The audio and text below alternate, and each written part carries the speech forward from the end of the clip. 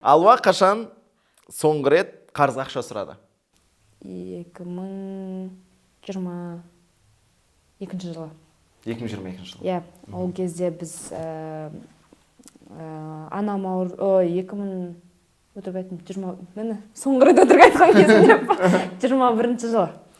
Анам ауырып жатқан ол кезде қарызға сұраған жоқпыз, негізі жаңағы кредит алған болатынбыз. Одан кейін бірақ Алматы қаласына келіп 22 жылы ипотека алғанбыз. Сол кезде төлей алмай қиналған болатынбыз. Сол кезде қарызға сұраған болатын құрбыларынан. Қарызға кәдімгідей батып кеткен негізінде. Қанша миллионға? Ол кезде бізде кредитім бар етін, басында бәрін бірге қосқанда 5-6 миллионда, өйткені анам ауырған кезде біз алған болатынбыз. Одан бөлек ипотекамыз бар еді, тағы да 10 миллион. Соны төлеп жатқанбыз.